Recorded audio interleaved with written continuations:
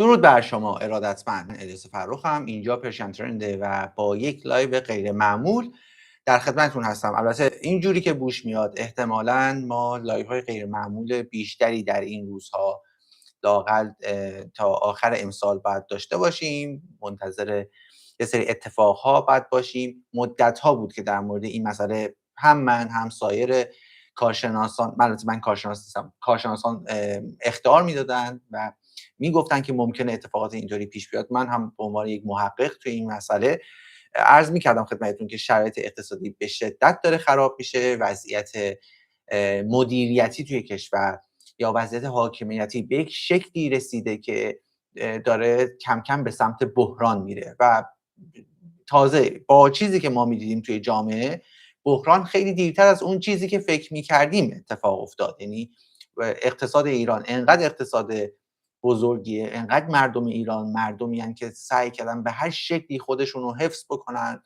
بالاخره خویشتن‌داری کردن سر مسائل مختلف و اینها، ولی دیگه کارت به استخون رسیده و الان چیزی که دارید ملاحظه میکنید نه از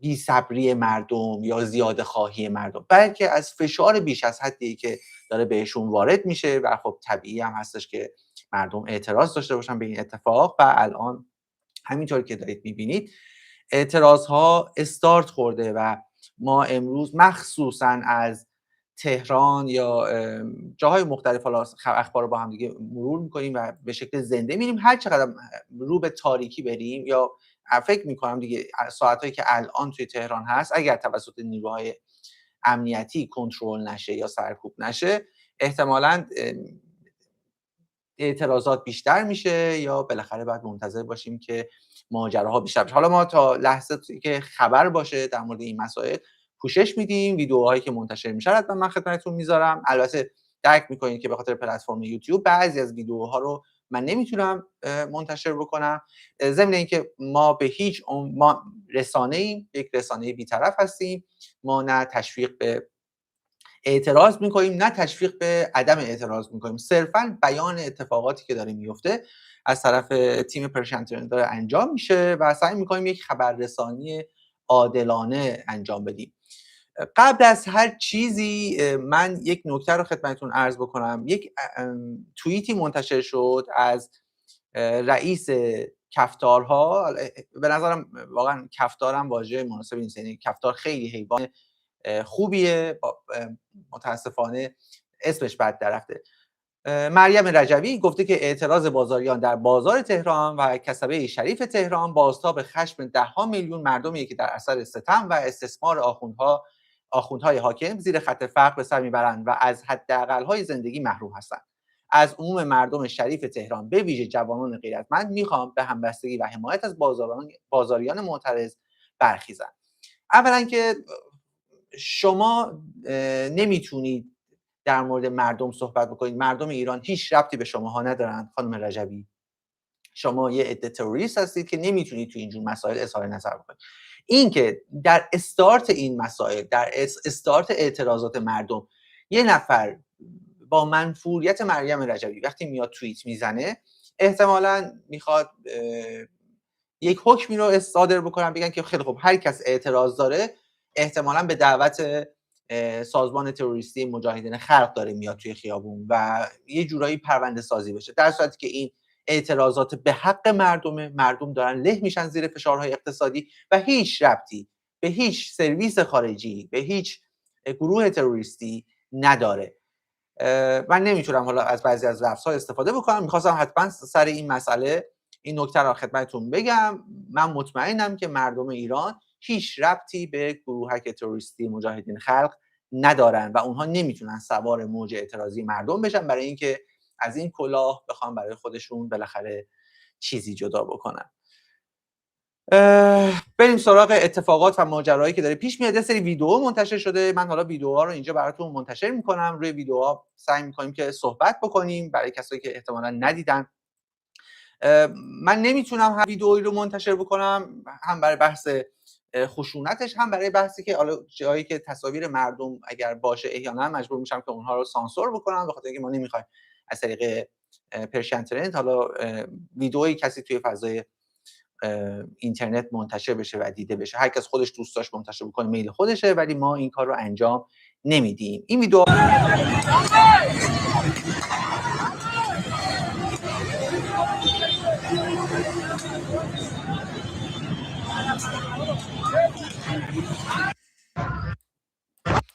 ویدئوی دوم متعلق به اعتراض افرادی که برای حالا مثل این که توی بحث متادون و اینها یه مشکلاتی پیش اومده توی بحث توزیع متادون.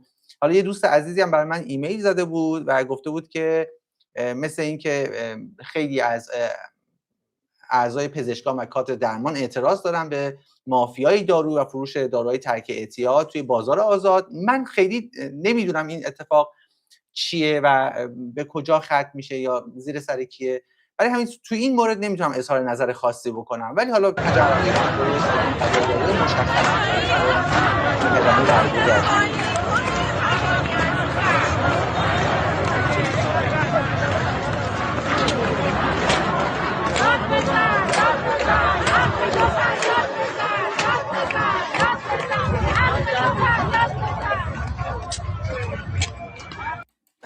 این که بدونیم حالا ماجرای امروز تهران از چه قرار بوده، جو تهران رو بدونید. این اول ویدیو رو منتشر کردم. حالا بریم سراغ اتفاقاتی که هست و من دارم نگاه میکنم. حالا من لیست کردم اتفاقاتی که افتاده از چند ساعت پیش. خب از خیابون جمهوری، از پاساژ علایالدین، پاساژ چارسو، اینها فکر میکنم هسته های اولیه از اونجا شروع شد. زیر پل حافظ بالاخره مردم تجمع میکردن، شعار میدادن. حالا شعارهایی مثل تا آخوند کفن نشود این وطن وطن نشود و از این جنس اعتراضات توی سمت خیابون جمهوری استارت خورد. خیابون امیرکبیر تهران من میبینم یه سری ویدیوهای اینجا وجود داره که دارن باز دوباره به وضعیت خراب اقتصادی اعتراض میکنن. خیابون لاله‌زار تهران همچنین کلی مغازه رو بستن، اعتراض میکنن. بعضی هم البته این لابلا هستن که دوست نداشتن مغازه‌اشون ببینن، بعضی وقتا برخوردهای بدی با اونها شده. به نظرم آزادانه هر کسی باید اجازه داشته باشه اون جوری که دوست داره فکر کنه. اگر کسی دوست داشت مغازش باز باشه میتونه باز باشه، اگر کسی هم دوست نداشت میتونه ببنده. و این که حمله بکنن به کسایی که حالا بالاخره فروشگاهشون باز و این حرکت این میبره سمت هرج و مرج و بهانه میده به نیروهای سرکوب که اعتراض به حق مردم رو سرکوب بکنن. خیلی باید دقت بکنید سر این مسئله، خشن نشه اعتراضات تا سرکوب هم خشن نشه یا اجازه سرکوب خشن رو از حکومت بگیرن. یه ماجرای دیگه هم که امروز خیلی عجیب بود در مورد بحث استعفا، برکناری یا ابقای آقای محمدرضا فرزین رئیس کل بانک مرکزی ایران بود و آخر ما نفهمیدیم این اعتراض این استعفا پذیرفته شد، رد شد، قراره باشن و اینها هنوز مشخص نیست. اجازه بدید مطمئن بشیم در مورد ماجرا که در نهایت ایشون استعفا داده یا نه. فعلا فکر می‌کنم که سر کارشون هستن تا آدم جدید بیاد و اینجوری نیستش که ایشون از بانک مرکزی رفته باشه. یک اتفاق دیگه هم که افتاد مهم بود، مثل این که کمیسیون تلفیق لایحه بودجه سال 1405 رو رد کرد و این خبر خیلی مهمی بود. خب وقتی که این کمیسیون تلفیق رد میکنه دو تا سناریو میتونه اتفاق بیفته. اگر توی صحن علنی برخلاف کمیسیون تلفیق به کلیات بودجه رأی بدن، خب احتمالاً دوباره برمیگرده به کمیسیون تلفیق تا حالا اون یه سری مواردش رو یا جزئیاتش رو دوباره عوض بکنن یا یه سری اصلاحات انجام بدن و در نهایت قبول بکنن. اما نه، اگر توی صحن علنی مجلس هم نظر کمیسیون تلفیق رو بپذیرن و کلیات این لایحه بودجه رو رد بکنن، دوباره لایحه بودجه بعد برگرده به دولت، دوباره بازنویسی باشه یا حالا اصلاحاتی که مجلس می‌خواسته رو روش اعمال بکنن و دوباره برگردونن به مجلس. ممکنه با این شرایط اقتصادی و با این بالاخره اعتراضات مردم این یه مقدار بیشتر هم رفت و برگشت پیش بیاد بین بالاخره دولت و مجلس و حتی ما سابقه داشته زمان آقای احمدی نژاد اگه خاطرم باشه زیاد پیش میومد که انقدر این دولت پافشاری میکرد روی لایحه بودجه و انقدر مجلس رد میکرد که در نهایت به یک نتیجه نمیرسیدن. میگذشت از اون زمانی که باید این لایحه تصویب بشه و بعد به شکل 2/12 یعنی 2 ماه بودجه رو تصویب میکرد مجلس، میرفت جلو. بعضی وقتا میدید که مثلا تابستون رسیده هنوز لایحه بودجه نهایی نشده بود و یک اصلا وضعیت عجیبی بود زمان آقای احمدی نژاد. اونایی که حالا همسن من یا بزرگتر از من هستن خاطرشون هست که وضعیت به چه شکل پیش میرفت.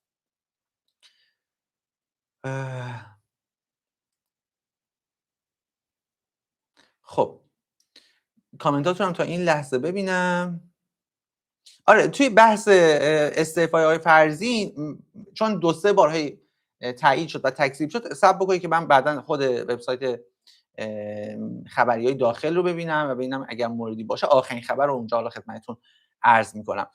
دیوان محاسبات کشورم به پزشکیان برای ارائه آمار غلط هشدار داد و مثل اینکه گفتن که دیوان محاسبات گفته که آمار ارائه شده از سمت مسعود پزشکیان رئیس دولت جمهوری اسلامی مبنی بر صرف 6 میلیارد دلار برای واردات بنزین رو رد کرده و گفته که نسبت به این آمار نادرست رو طرح کردن توی گزارش خودشون و همچنین از موارد دیگه که باید خدمتتون عرض کنم. اینجوری که مشخصه گفتن که هزینه واردات بنزین تا پایان آذر ماه سال جاری بالغ بر 1.8 میلیارد دلار بوده و آماری که آقای پزشکیان داده خب درست نبوده.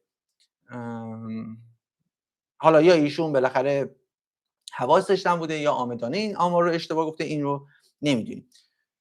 یک کانال تلگرامی حالا وابسته به سپاه پاسداران هم در مورد اعتراضات مسالمت آمیز بازاریان تهران ابراز نگرانی کرده و گفته که از مسئولین انتظار میره که به اعتراض مردم پاسخ درست بدن وگرنه مسیر برای جنگ مجدد اسرائیل فراهم میشه. اینو مدت هاست که ما داریم میگیم و میگیم احتمالاً موساد برنامه داره و این شکلی که دلارها برنمیگرده، این شکلی که قیمت دلار داره میره بالا، وضعیت فروش نفت اومده پایین، یه سری ماجراها داره پیش میاد، مشخصه که از داخل هم افرادی هستن که دارن تلاش میکنن که نارضایتی مردم بره بالا و مردم بیان توی خیابون. یعنی بعضی وقتا احساس میکنن که خود دولت مردان دارن تلاش میکنن، دعوت به خیابان میکنن و مردم نجابت به خرج میدن و نمیرن. تا الان اینجوری بوده. یه خب ویدیو هم وجود داره که نشون میده که افرادی که دارن اعتراض میکنن شعار رضا شاه روحت شاه رو دارن میدن. این هم شعاری که خیلی داره شنیده میشه، شعار مرگ بر دیکتاتور داره میبینید توی بازار تهران داره داده میشه. اغلب اعتصابات یا بالاخره اعتراضات از مکانهای اقتصادی تهران شکل گرفته و داره میره جلو. حالا اگر توی بقیه تهران پخش بشه و اینجا سرکوب نشه، مشکل اصلی تازه اون موقع شروع میشه. من توی ویدیوهایی که میدیدم یه جا فرمانده پلیس اومد بالای خودرو که هشدار بده به تجمع کنندگان که متفرق بشن. اینها مردم شعار بیشرف دادن، هو کردن اینها. در نهایت پلیس به این نتیجه رسید که وارد درگیری بشه، به خاطر اینکه این ویدئویی که من داشتم میدم حدود 3:30-4 بعد از ظهر بود فکر میکنم، به خاطر اینکه بعد از تعطیل شدن حالا بیزینس‌های مختلف توی تهران و مردم وقتی میخوان برگردن خونه با این اعتراضات هم تهران قفل میشه و وقتی که قفل بشه احتمالاً هسته‌های اعتراضی خیلی بیشتر میشه و کنترل کردنش هم خیلی خیلی سخت‌تر میشه و این چیزی که احتمالاً نیروهای امنیتی خیلی نگرانش هستن. یه مقدار دیگه از ویدیوهایی که وجود داره اینها رو هم ببینیم، اگر ندیدید فکر می‌کنم که دیدنش خالی از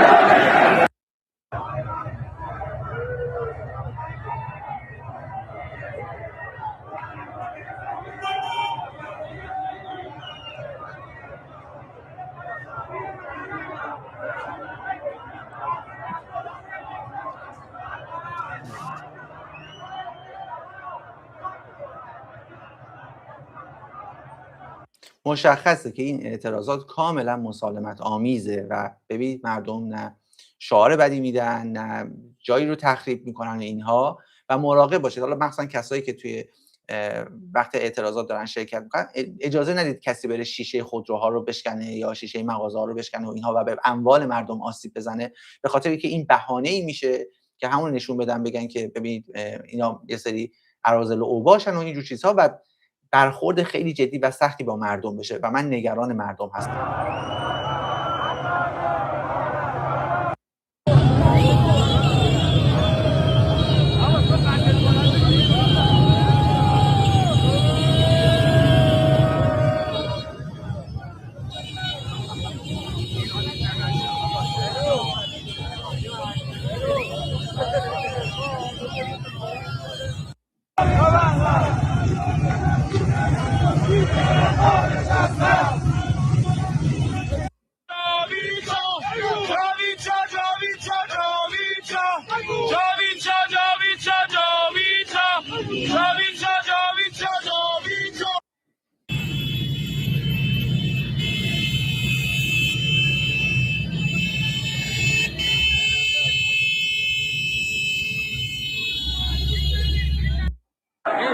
سراسری بازار.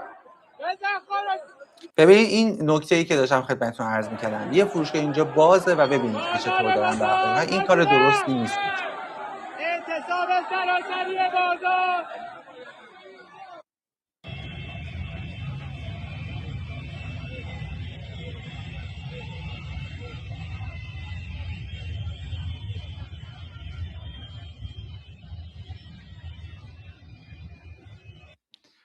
بله.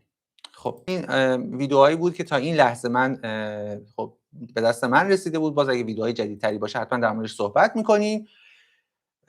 معاون امنیتی وزیر کشورم گفته که نوسانات ارزی القاءات دشمنه.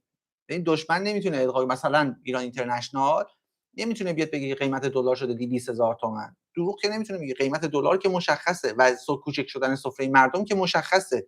کدوم القاءات دشمن؟ از روی دلار 10,000 تومان شما میگفتید این حباب و القاءات دشمنه. دلار شده 150,000 تومان. حدود 150,000 تومان. و شما هنوز دارید میگید که نوسانات ارزی ناشی از فضای روانی و القاءات دشمنه. اصلا اینو من نمیتونم حقیقتا درک بکنم. یه سری ویدیوها هم وجود داره که مثل این که توی باغ سپهسالار تهران ماموران با شلیک گازهای اشک‌آور سعی کردن که تجمع بازاریان رو پایان بدن. بانک مرکزی هم از تشکیل جلسه فوری تیم اقتصادی دولت خبر داده و گفته که مثل اینکه پیرو تاکید رئیس جمهور و در راستای جلسات اخیر هماهنگی تیم اقتصادی دولت در خصوص سیاست‌های ارزی، تجاری و معیشتی مردم همکنون ادامه این جلسات در بانک مرکزی در حال برگزاریه و نتایج حاصل از این جلسات به زودی در دولت جنبندی و اطلاع رسانی میشه. بعضیا میگن که دولت احتمالاً میاد شروع میکنه پول پاشی میکنه و اینها و قیمت ارز رو کاهش میده. اینطوری نیست.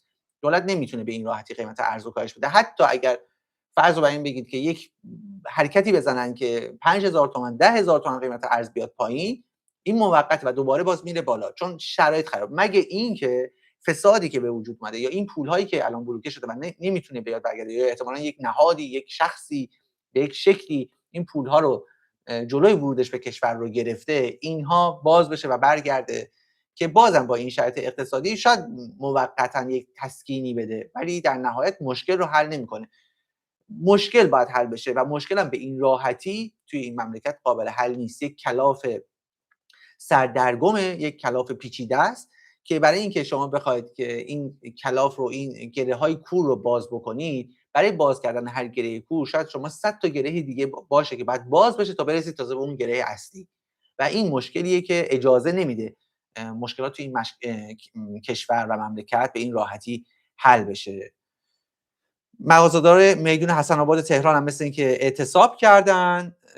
خبرگزاری ایسنا گفته که گروه‌های از معترضان شعارهای سیاسی سر دادن، یعنی منظورشون اینه که مشکلات اقتصادی و اینها نبوده، کم کم رفتن به سمت شعارهای سیاسی. منظورشون احتمالاً همین بحث رضا شاه روحت‌شاه و حالا دیکتاتور و این حرفا بوده. کسبه بازار مبل دلاوران تهران هم اعتصاب کردن و اونجا هم مثل اینکه مردم مغازه‌هاشون رو بستن. واقعا هم حق دارن، یعنی تو این وضعیت بازار با این گرونی‌ها نه کسی میتونه جنسی بخره نه کسی میتونه جنسی بفروشه و اصلا با این وضعیت چرا بخوان ادامه بدن. مثل اینکه ماموران امنیتی توی خیابون کارگر تهران هم از گاز اشک‌آور استفاده کردن که ویدیوهاش منتشر شده. خب ما نمیتونیم نشونش بدیم.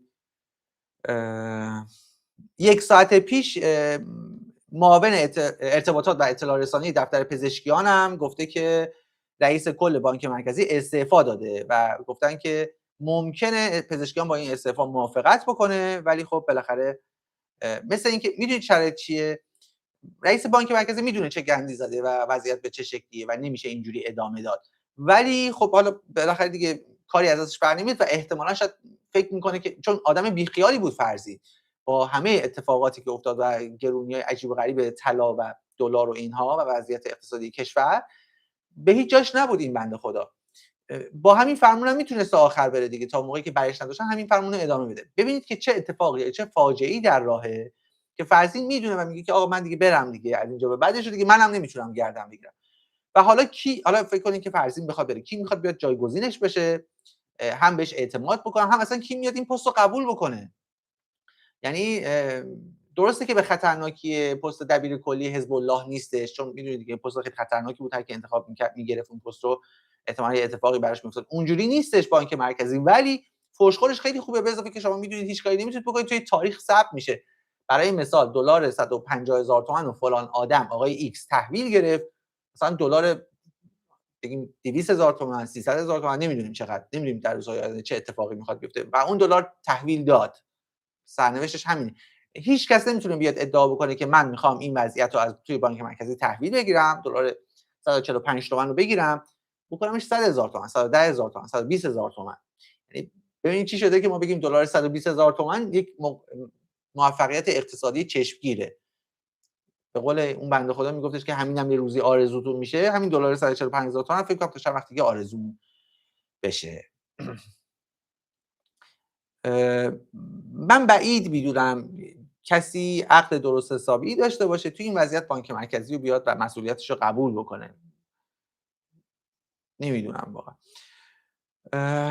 یه ویدئویی هم منتشر شد که با وجودی که خب بالاخره نیروهای ضد شورش و بالاخره نیروهای امنیتی توی خیابون بودن، یک معترضی چهارزانو نشسته بود وسط خیابون و کاپشنش رو روی سرش کشیده بود و خیلی تصویر غمناکی بود حقیقتا.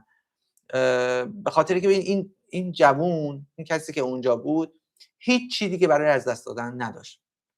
فکر کنین شما چشماتو بستی وسط خیابون نشستی و میدونی جلوی روت ممکنه هر اتفاقی برات بیفته، ممکنه بازداشت بشی، ممکنه ضربه‌ای بهت بخوره، هر اتفاقی، و آب از سرت گذشته. متاسفانه برای خیلی‌ها این اتفاق افتاده و فکر می‌کنم این تصویر، این ویدئو تبدیل به یک نماد بشه لااقل در روزهای آینده یا حتی ماه‌های آینده، و این چیزی که خیلی بازنشر خواهد شد.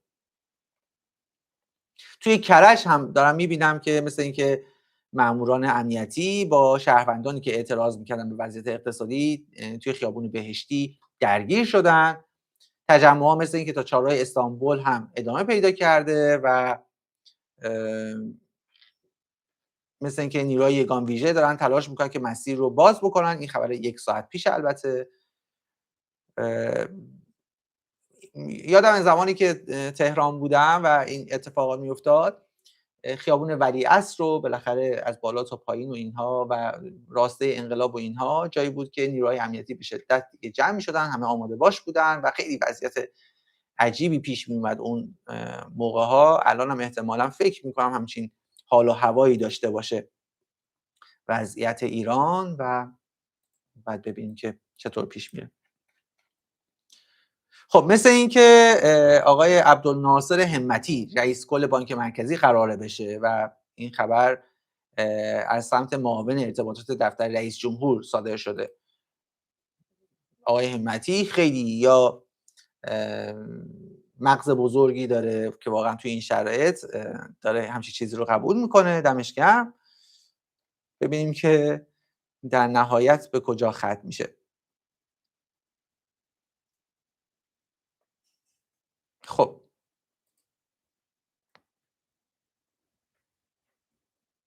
در مورد بحث فروش متادون و اینها، با وجودی که حالا ما پوشش دادیم خبرش و اینا، ولی من باید بیشتر در موردش مطالعه کنم. یکم هم یه سری اتفاقا هم داره میفته تو این ماجرا، برای همین من نمیتونم خیلی با اطمینان در مورد این ماجرا صحبت بکنم که حق با کیه، سازمان غذا و دارو یا بالاخره کسایی که پزشکایی که دارن شربت متادون اینها رو میفروشن. فعلا من صرفا گفتم که این اتفاق افتاده و تصاویرش هم بود، ولی اینکه حالا حق با کیه رو اینو فعلا ما قضاوتی نمی‌کنیم تا صبر کنیم ببینیم که چه اتفاقی میفته.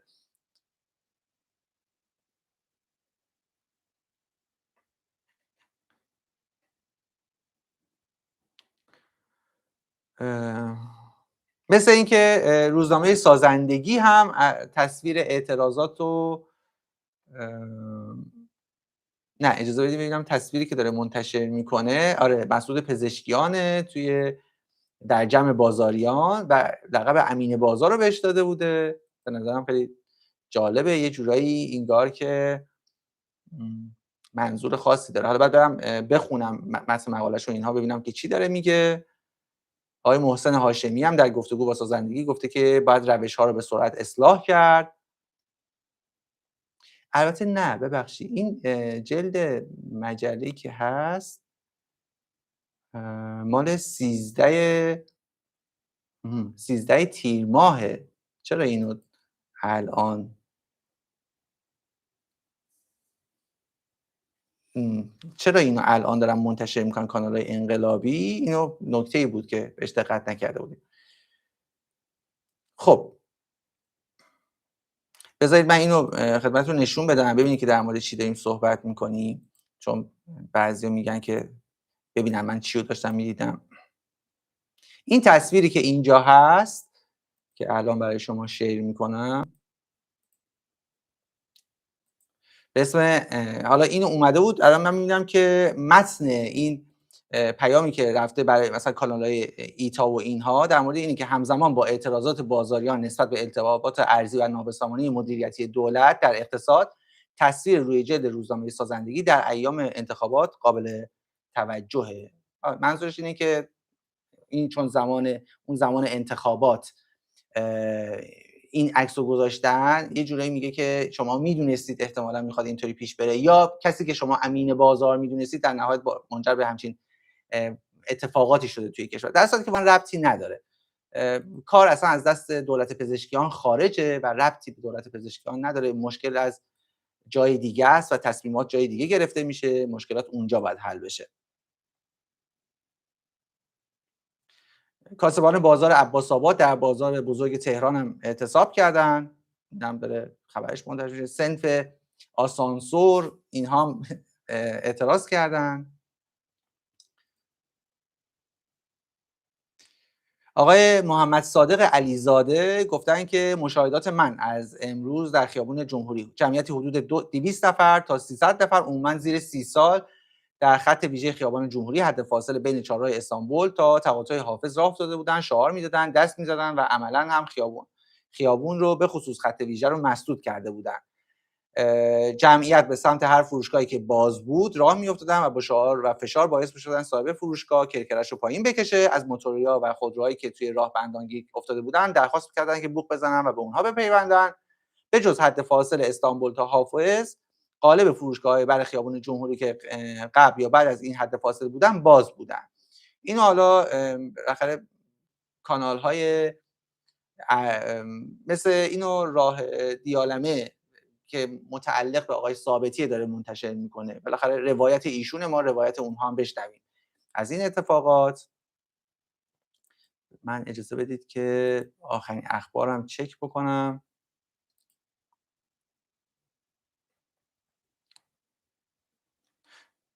ویدیوهایی هم وجود داره که میگن این آخرین نبرد پهلوی برمیگرده، بالاخره این شعارها هم توی خیابان جمهوری داره داده میشه.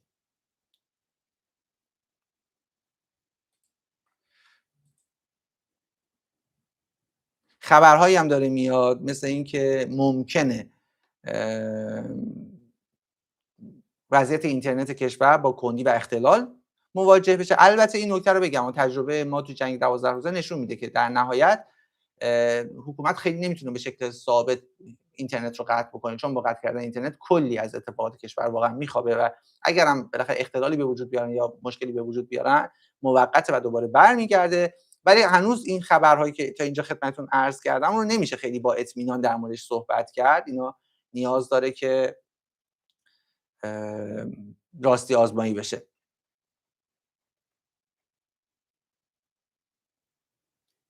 آقای تاجگردون رئیس کمیسیون تلفیق لایحه بودجه 1405 گفته که مباحثی مثل حقوق کارکنان دولت، نرخ مالیات بر ارزش افزوده و شفاف نبودن اون در خصوص پرداخت کالابگ و شفافیت نداشتن در ورود منابع ارزی کشور از جمله مسائلی که مورد توجه کمیسیون تلفیق قرار گرفته و به خاطر اون حالا لایحه کمیسیون رو قطع کردن. آقای علی قلحکی هم گفته که میشد قبل از اینکه خیابون‌ها شلوغ بشه و پالس بسیار بدی به خارج از کشور بره رئیس کل بانک مرکزی رو تغییر داد. یعنی عامل این اتفاقات رو رئیس کل بانک مرکزی میدونسته آقای قلحکی.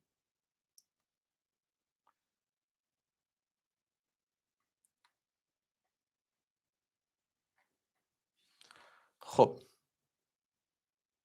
فکر میکنم امشب هم حدود ساعت 8 شب دیدار به وقت تهران دیدار آقای نتانیاهو با ترامپ اتفاق میفته و حالا فکر کنم توی لایو ساعت 11 شب ما میتونیم اگر در مورد اون خبری منتشر بشه حتما منتشر میکنیم و در موردش صحبت میکنیم.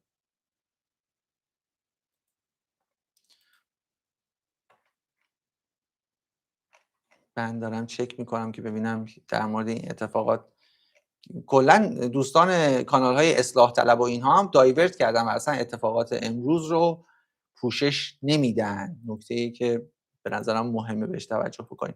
ما هم توی این لایو فقط اخبار مربوط به داخل ایران و اخبار اقتصادی و اعتراضات مردم رو پوشش میدیم. لایو ساعت 11 اون اخبار بالاخره ایران، اسرائیل و حالا مثلا مسائل نظامی و اینها رو توی ساعت 11 در موردش صحبت می‌کنیم، یا ماجرایی که توی لبنان، عراق و اینها داره میفته توی اون لایو پوشش میدیم.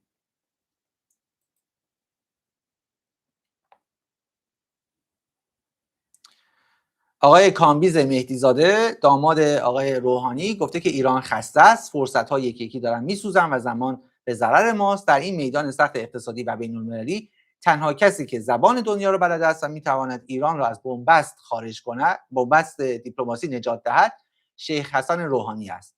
حمایت مقام معظم رهبری و تجربه دیپلماسی روحانی میتونه حالا این کار رو انجام بده.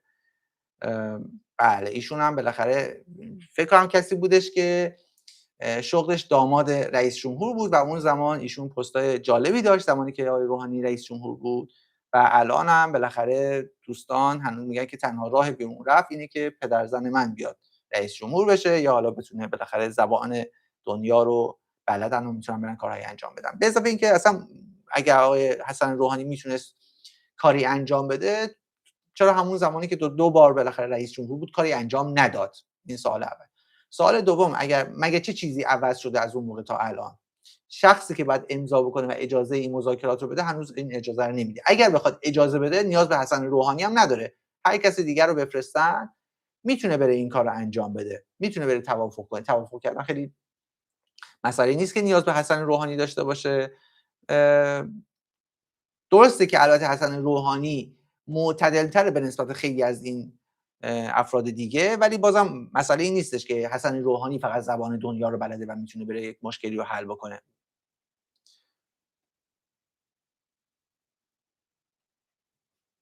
قیمت دلار هم اجازه بدید چک بکنیم، آخرین قیمتی که وجود داره. یک ریزشی ما داریم میبینیم تو قیمت دلار. الان من چیزی که دارم میبینم 137700 تومنه قیمت دلار و از 144,000 و حدود 500 تومنه که دیشب توی لایو خدمتتون عرض کردم، امروز مثل که با 143,000 تومان شروع شده و فعلا تا 137,700 تومان قیمت اومده پایین. نمیدونیم که این ریزش بالاخره این اصلاح و ریزش موقته یا قراره که بیشتر این اتفاق بیفته. صبر میکنیم و ببینیم. ولی من فکر نمی کنم که خیلی این اصلاح عمیق باشه. ولی من کارشناس اقتصادی نیستم و در مورد اینم نظر نمیدم در حال حاضر.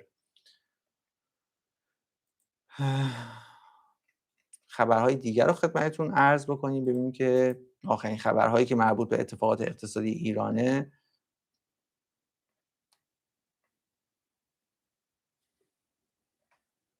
چیزی به دست میاریم یا نه؟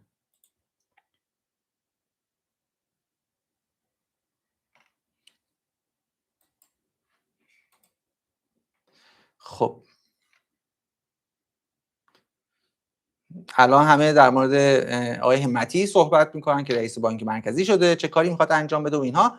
حالا این که قیمت نمیدونم عامل ریختن دلار آقای همتی بوده تا این لحظه یا یعنی واکنش بازار به این خبر بوده یا این که بالاخره دستور موقتی بوده، اینو باید صبر بکنیم و تو این روزهای آینده ببینیم که چه اتفاقی میفته.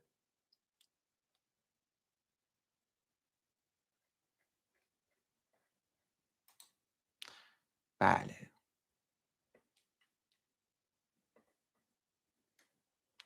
خب تا این لحظه دیگه آخرین اخبار رو خدمتتون عرض کردم.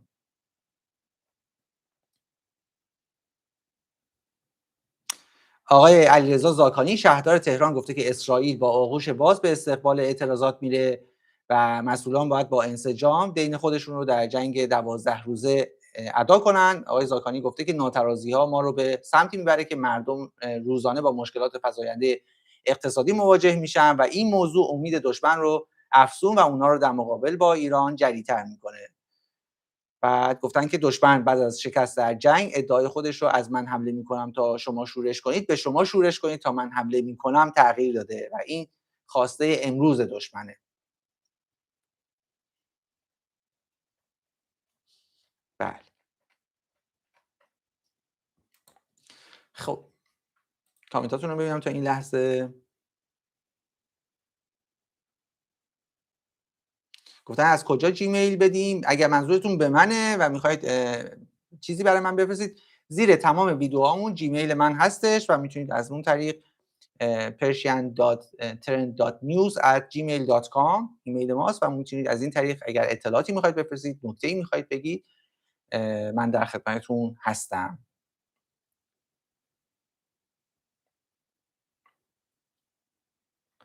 خب ببینیم که من اجازه بدید اخبار رسانه‌های داخلی خودمونم یه چک بکنم ببینم اگر در مورد این ماجرا چیزی کسی حرفی زده. خبرگزاری فارس یه سری تصویر رو منتشر کرده از اتفاقات امروز.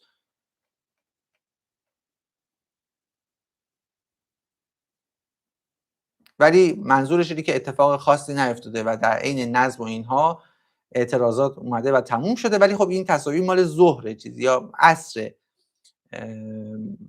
مال الان نیستش. الان تهران نمیدونیم که وضعیت به چه شکلیه.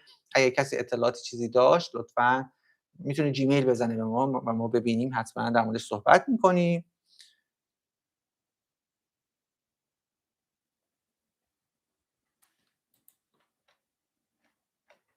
آخرین خبرها و اتفاقات رو هم اگر خبر جدیدی از اتفاقات تهران منتشر بشه حتما در موردش صحبت میکنیم.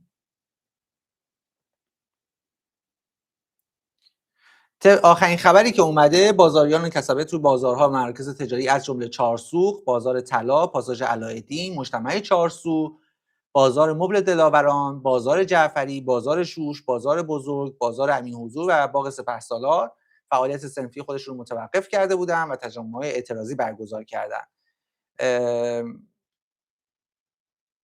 توی شهرهای دیگه، توی بعضی از شهرهای دیگه هم مثل این که این مسائل بوده و حالا من اگر خبرش رو پیدا بکنم که دقیق بگم، کرج رو که تا الان ما ویدیوهاشو دیدیم و شهرهای دیگه هم اگر چیزی باشه من در موردش صحبت میکنم. یکی از شهرهایی که خیلی پیشرو بود در اتفاقات نیشابور بود، با وجودی که شهر کوچکتری نسبت به بقیه جاها، ولی همیشه ماجرای اینطوری رو توی نیشابور خیلی زود نمود پیدا میکرد. توی اعتراضات قبلی هم ما شاهد این مسئله بودیم. از نیشابور هم اگه کسی ویدئویی چیزی داشت حتما اگر اتفاقی افتاده بود البته بفرستید تا در موردش صحبت بکنیم بعد از راستی آزمایی. تا این لحظه حدود 1700 خورده 1800 نفر توی لایومون هستن. حدود 500 نفر زحمت کشیدن و لایک کردن. لطفاً بگید اگر دوست دارید که اتفاقات رو زنده پوشش بدیم عدد 1 رو بفرستید. اگر نه دوست ندارید و فکر می‌کنید که از جاهای دیگه میتونید خبرهای بی‌طرف رو بگید عدد 2 رو بذارید که من اتفاقات اینطوری رو پوشش ندم خدمتتون. دم شما گرم.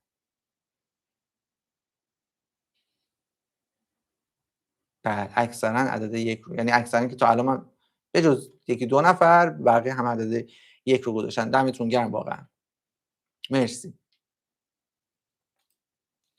من خبرگزاری مثل تسنیم و سپاه رو هم چک بکنم، بالاخره اونها هم اخبار رو منتشر میکنن. خبرگزاری دانشجو اجازه بدید اول ببینیم. تسنیم هم همزمان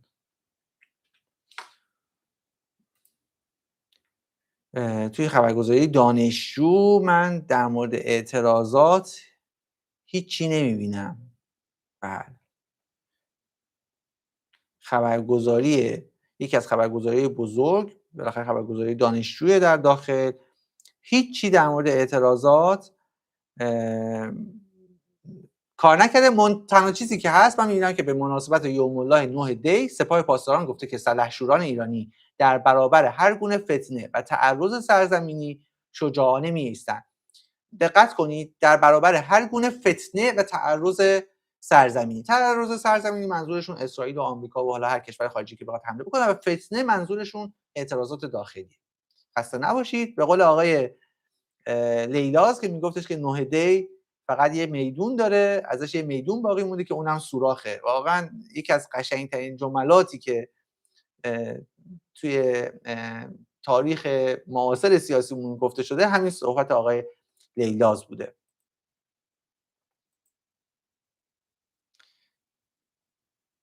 بله، همچنان ویدیوهایی وجود داره که دارن در مورد این صحبت میکنن، اعتراضات تهران دارن نشون میدن.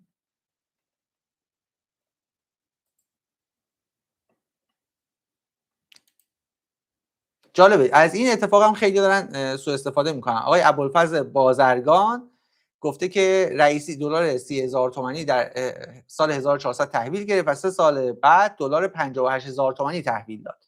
پزشکیان پارسال دلار 58,000 تومانی تحویل گرفت و امسال دلار 150,000 تومانی رو داره میکنه توی پاچمون. ایشون همون بلاگر حوزه بمب اتم بودن و اینها، و توی این ماجرا مثل این که خیلی طرفدار مثل اینکه آقای جلیلی و آقای رئیسی و اینها بودن، و در ادامه هم گفتم فرق میکنه کی تو پاستور بشینه. آقای ظریف خیلی فرق میکنه.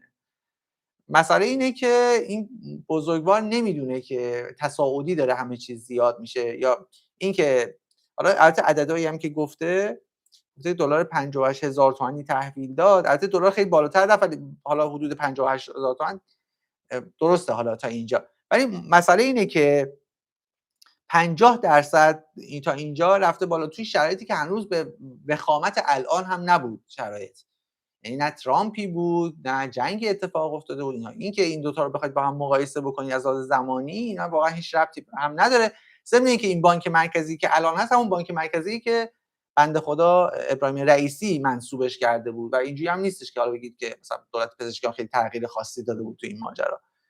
و حالا دوستان تو این ماجرا هر کسی دیگه از اون حزب خودش داره دفاع میکنه. یکی داره میگه اگه روحانی برگرده خوب میشه، یکی بالاخره میگه که اگه جلیلی بود اوضاع بهتر بود. ولی همشون واقعا مثل همه تو این ماجرا هیچ تفاوتی با هم دیگه ندارن.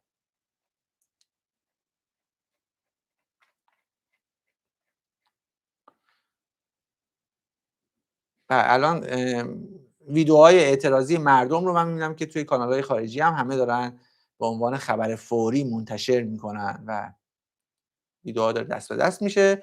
تصنیم هم اجازه بدید من ببینم که صفحه اصلیش خبری که کارکرده همتی رئیس کل بانک مرکزی شده که اینو ما اعلام کردیم. کمیسیون تلفیق بودجه رو رد کردم، خدمتتون عرض کردم. جلسه فوری تیم اقتصادی دولت در مورد ارز و معیشت مردم هم شکل گرفته احتمالاً. حالا نمیدونیم چه واکنشی میخواد نشون بده در روزهای آینده، و هیچ خبری از بالاخره اعتراضات مردم من اینجا نمیبینم توی خبرگزاری تصنیم هم.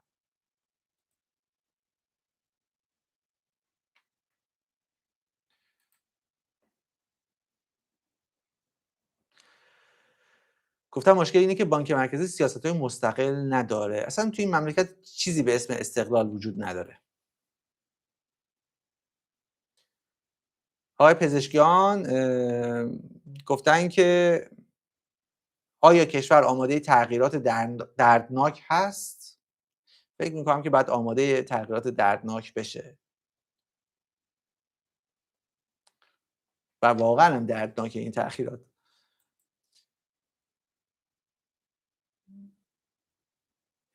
خیلی خوب، من فکر میکنم که حالا حدود 45 دقیقه از لایومون گذشت. به روز رسانی جدیدی اگر اتفاقی بیفته، مثل اینکه کسبه بازار تهران از فراخوان ادامه اعتصاب و تجمع در صبح سه‌شنبه خبر دادن. این جدیدترین خبری که ما داریم میبینیم، و مثل اینکه هنوز قرار تازه شروع شده این داستان.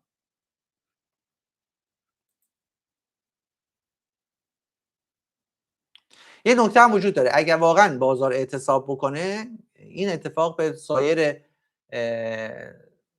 صنف‌های دیگه هم کشیده میشه و ممکنه وضعیت کشور واقعا پیچیده تر از اینی هم که الان هست بشه. و ببینید که آیا بالاخره میتونن آروم بکنن اعتراضات رو یا خیر.